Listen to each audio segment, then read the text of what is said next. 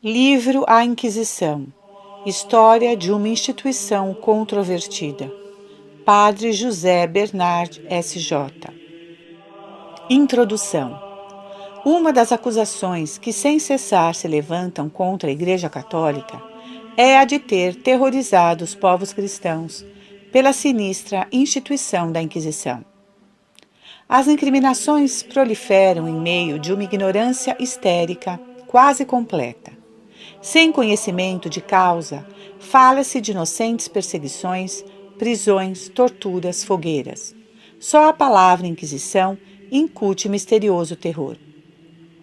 Nos nossos estudos sobre Galileu Galilei, condenado pela Inquisição Romana, sentimos a necessidade de aprofundar e esclarecer os conhecimentos sobre o órgão jurídico que tomou em mão o caso do célebre Pisano.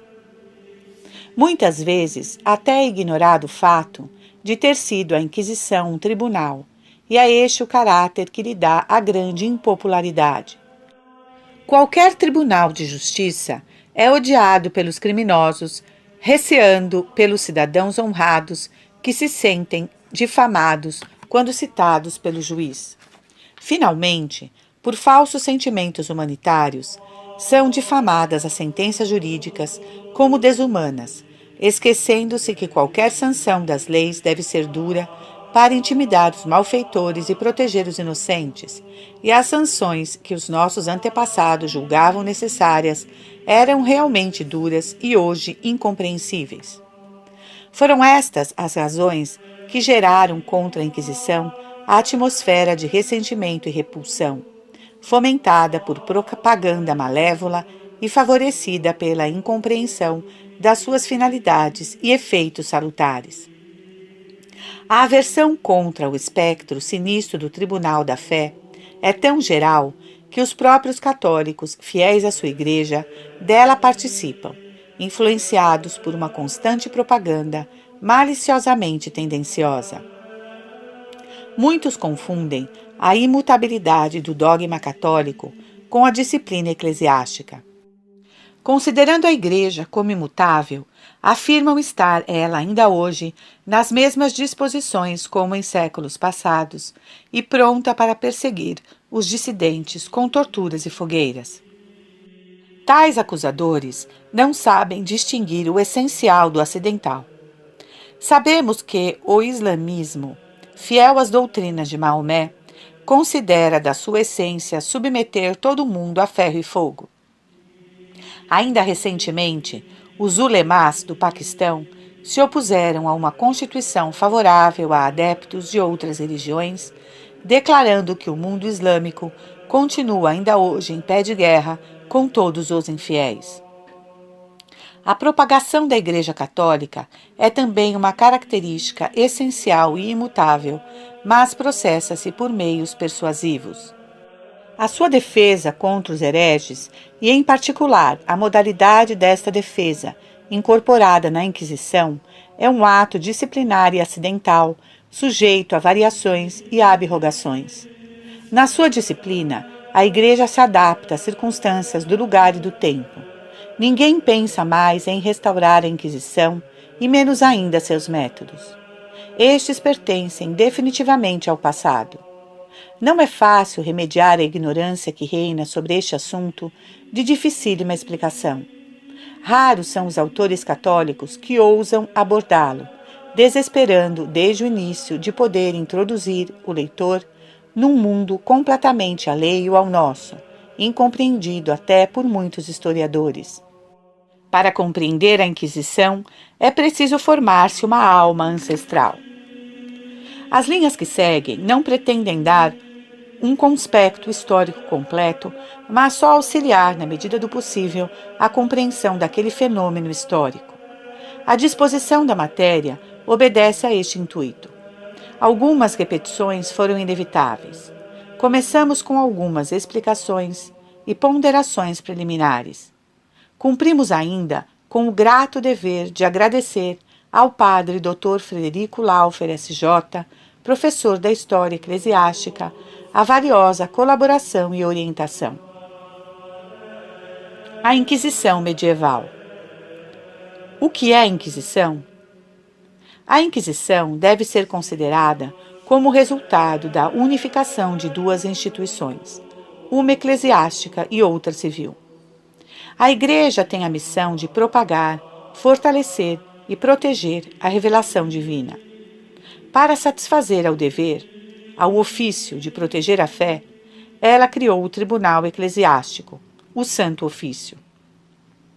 Por outro lado, já existiam desde os tempos dos imperadores romanos leis e tribunais civis dirigidos contra as heresias, que geralmente estavam acompanhadas de desordens e delitos comuns e consideradas prejudiciais ao Estado. A Inquisição constituiu-se, pois, pela reunião do Tribunal do Santo Ofício com o Tribunal Civil. Tinha dois braços. O primeiro era o braço eclesiástico, que inquiria, Inquisição, corrigia e finalmente julgava os delitos de heresia. Sua finalidade principal era não vingar e castigar, mas corrigir e emendar.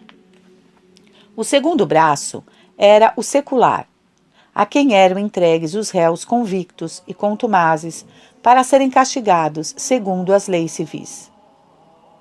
É lícito perseguir os hereges? Para compreender a aparição e a atividade do Tribunal da Fé, devemos elucidar uma questão de princípios. Não será contrário ao espírito do Evangelho e até ao direito divino e humano condenar um homem por causa das suas convicções e intenções internas? Não era já norma romana e pagã de internis non judicate praetor? O juiz não julga coisas internas.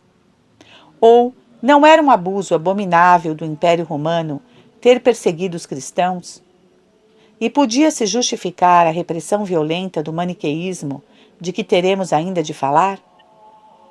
A questão proposta deste modo, a Igreja Católica dos primeiros séculos deu uma resposta clara e enérgica, interpretada historicamente por São João Crisóstomo. É um crime imperdoável matar um herege. Os imperadores romanos, também depois de convertidos, continuavam a guerra mais encarniçada às heresias, mas todos os historiadores estão concordes em afirmar que até o fim do primeiro milênio, a Igreja Católica e os romanos pontífices se inclinaram mais para a benignidade com os heterodoxos. As heresias, porém, nunca faltavam. Os maniqueus, os donatistas, nunca foram extintos, mostrando uma vitalidade assustadora. Surgiram os priscilianistas e outras seitas. Contudo, o proceder constante dos mais conspícuos representantes da religião cristã era a clemência, repugnando o rigor da autoridade civil. Assim, Santo Agostinho defendeu durante muito tempo o sistema de benignidade com os hereges, acreditando que poderia convencer e atraí-los por uma franca discussão. A experiência desfavorável causou uma lenta, mas segura mudança das opiniões. Já o mesmo Santo Agostinho constatou o grande dano causado à religião pelos hereges obstinados. Qualquer sujeito malicioso ou alucinado podia perverter inúmeros homens desprevenidos, e começou a defender o emprego da força, excluindo, contudo, a pena de morte. O já citado São João Crisóstomo chegou à mesma conclusão. Interpretando a disposição dos ânimos que nascia, podemos dizer que a pergunta acima formulada foi substituída por esta: será lícito reprimir a heresia pelo uso da força, quando ela constitui um perigo iminente para a ordem religiosa e civil? A autoridade civil já dera, desde havia muito, a resposta afirmativa e continua ainda hoje na mesma disposição. Siga um exemplo. Contrariando seus princípios de completa liberdade democrática, os Estados Unidos da América do Norte julgavam necessário proteger-se contra a desintegração da sua sociedade. Começaram a citar, diante dos tribunais, os comunistas declarados, por propagarem uma ideologia revolucionária com o fim confessado de derrubar a ordem existente e a Constituição democrática. Em tempos passados, teria sido um crime de lesa majestade, como veremos abaixo. Este proceder contra os comunistas é uma genuína restauração dos princípios inquisitoriais da Idade Média. Vemos que a lógica moderna concorda com a dos nossos antepassados. Quando, porém, aprovamos assim o princípio, devemos aprovar também as modalidades do seu proceder, como a história as relata. Elas eram a expressão do modo universal de pensar e agir naquele estado de cultura. Como veremos abaixo, na parte histórica deste estudo, tanto o Estado como a Igreja se viu em face de um perigo crescente e ameaçador. Toda a sociedade humana, a ordem civil e religiosa, construída com imensos esforços, toda a civilização e cultura do Ocidente, o progresso, a união e paz estavam ameaçados de dissolução. Imaginemos, em comparação, o que deveria acontecer hoje, se não houvesse policiamento para reprimir os atentados à ordem, bens, vida e pudor da população. Seria o completo domínio do terror. Em face do perigo e constrangida de agir, a Igreja tentou uma combinação da clemência com o rigor. O perigo, emanado da heresia, devia ser dominado com a força necessária. Porém, com os próprios hereges, com os indivíduos, se usaria toda a clemência possível. A finalidade do novo órgão judiciário seria converter e reintegrar os hereges, absolvendo os penitentes e condenando só os contumazes, os incorrigíveis. A nenhum governo, a nenhum tribunal e juiz daquele tempo ocorria a ideia de absolver criminosos só por se mostrarem arrependidos. Foi este, porém, o princípio básico, o farol aceso pelo espírito de caridade e que iluminou toda a atividade inquisitorial durante os vários séculos da sua existência.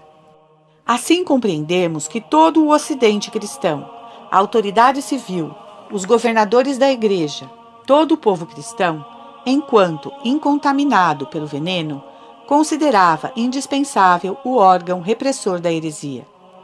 Ficamos hoje estupefatos diante desta harmonia completa. Vemos os homens mais eminentes, seculares e eclesiásticos, destacados por prudência, ciência, caridade e santidade, patrocinar unanimemente a mesma causa.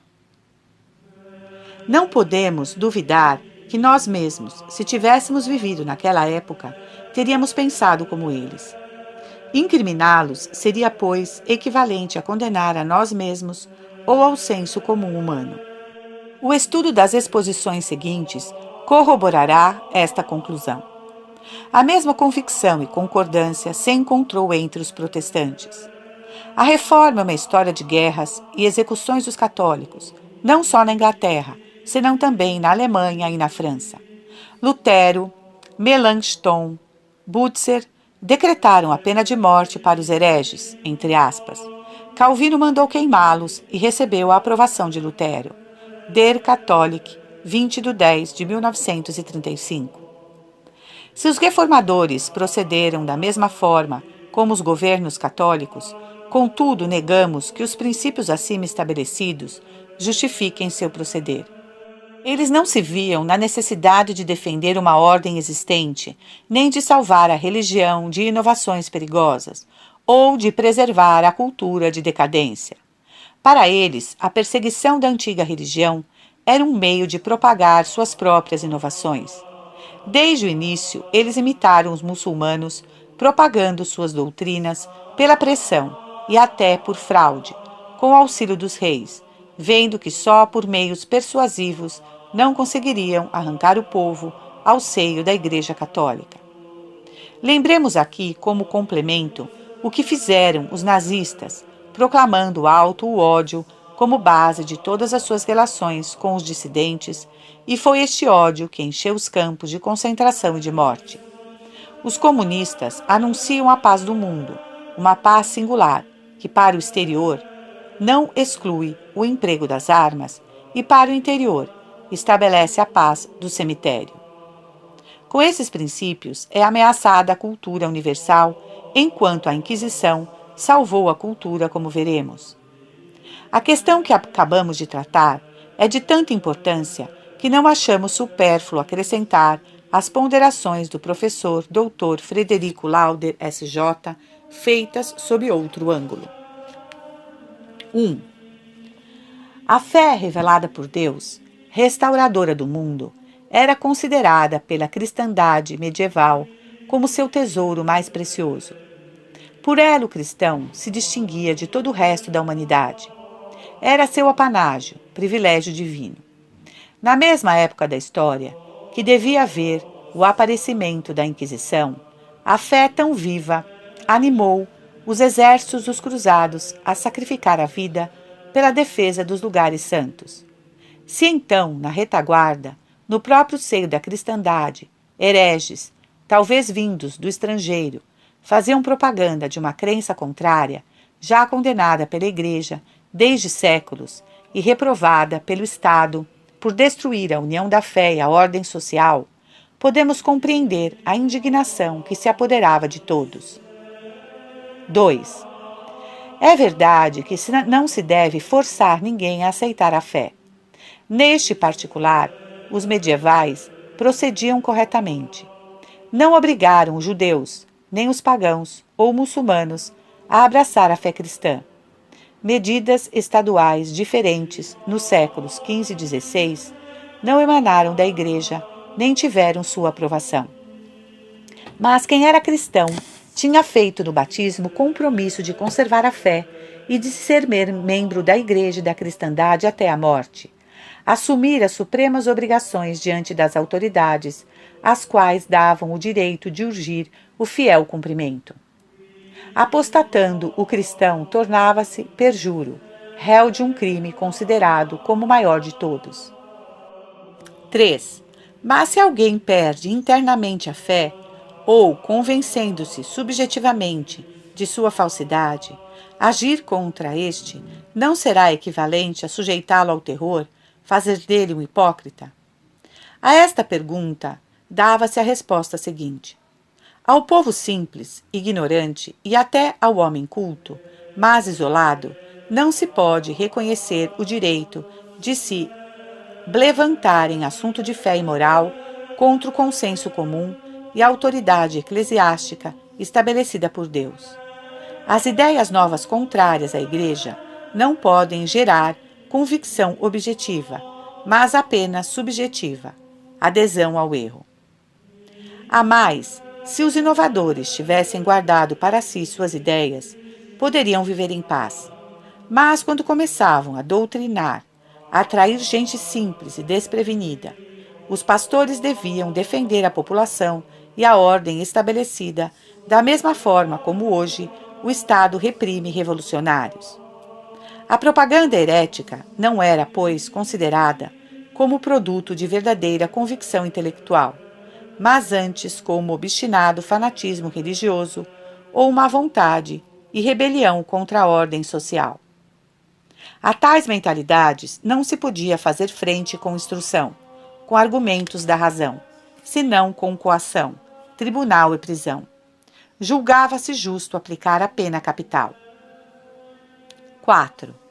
A Igreja, da mesma forma que o Estado, reclamava para si um poder coercitivo, o direito de infligir penas temporais, mas ela nunca pronunciou ou executou uma sentença de morte. 5. Por sua vez, o Estado convencia-se de que suas obrigações éticas provinham de dupla fonte, da necessidade de velar pelo bem comum e da ordem positiva de Deus, fundadora da Igreja visível e da ordem social.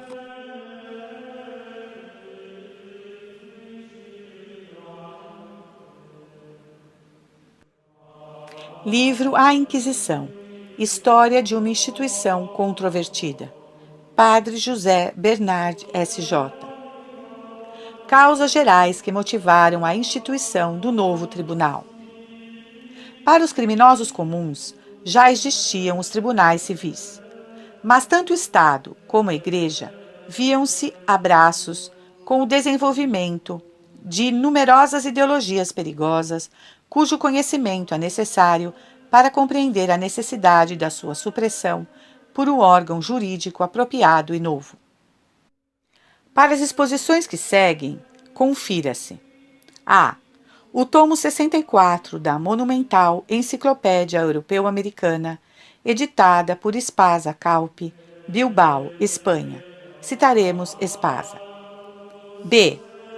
Dictionnaire de Théologie Catholique, Paris, 1923. Citaremos DTC. C.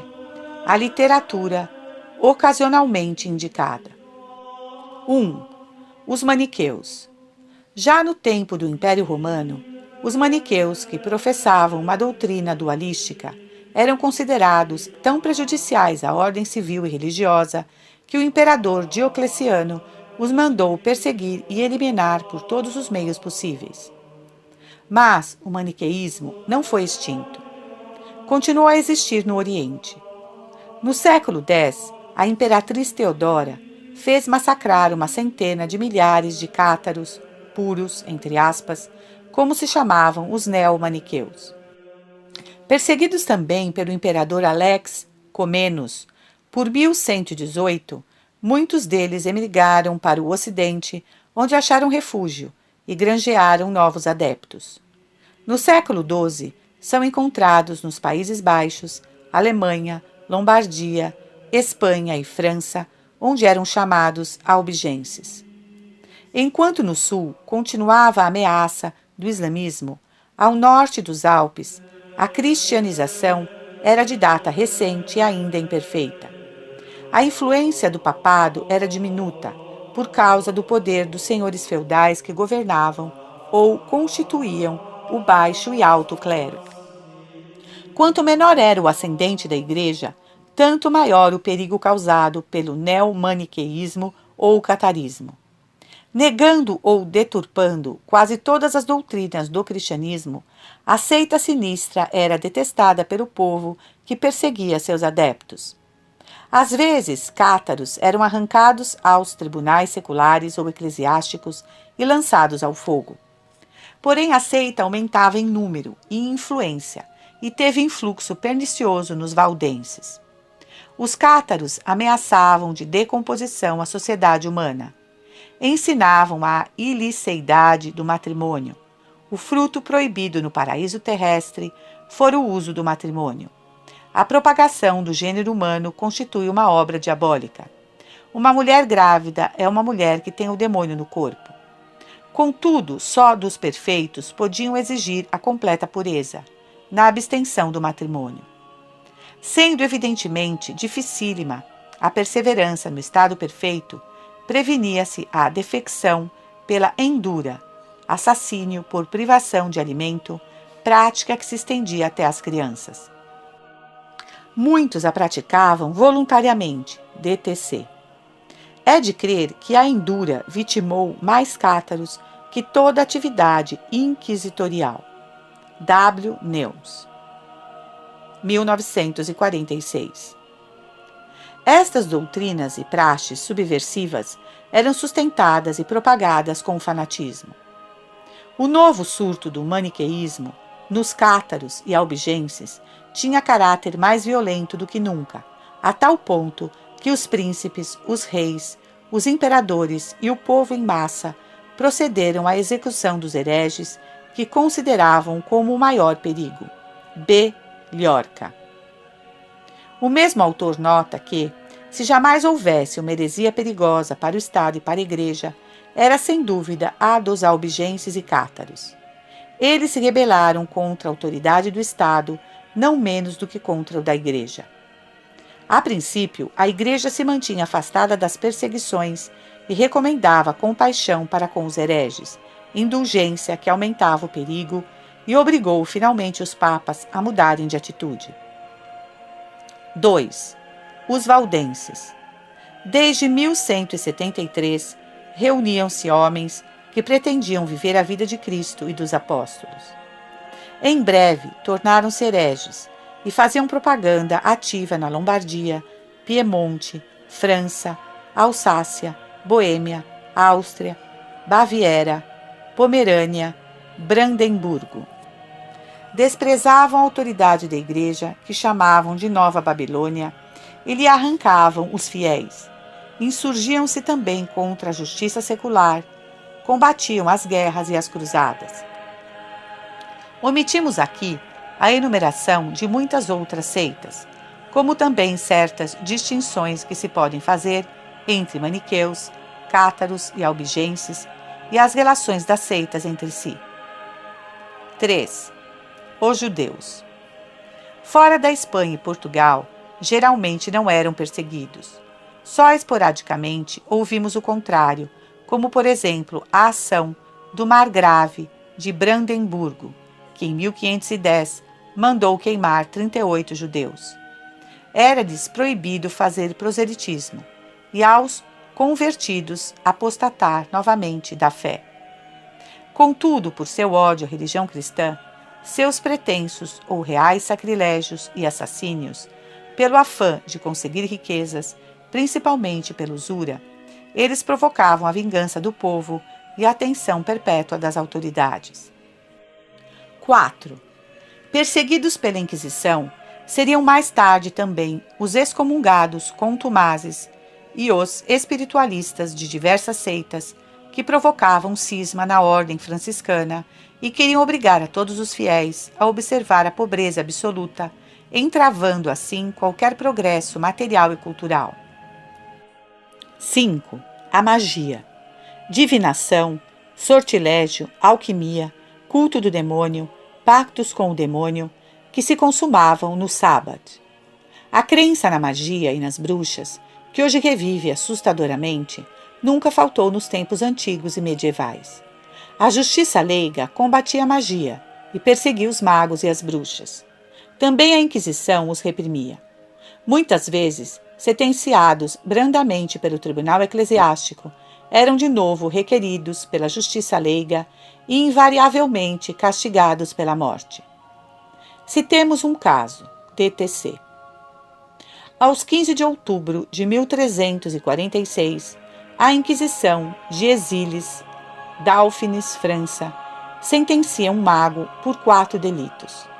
Confesso e arrependido, ele recebe penitência de jejuns e peregrinações. Mas a Cour Mage civil também o processa e condena à morte por 15 delitos, dos quais citamos os seguintes. Teve relações com o demônio.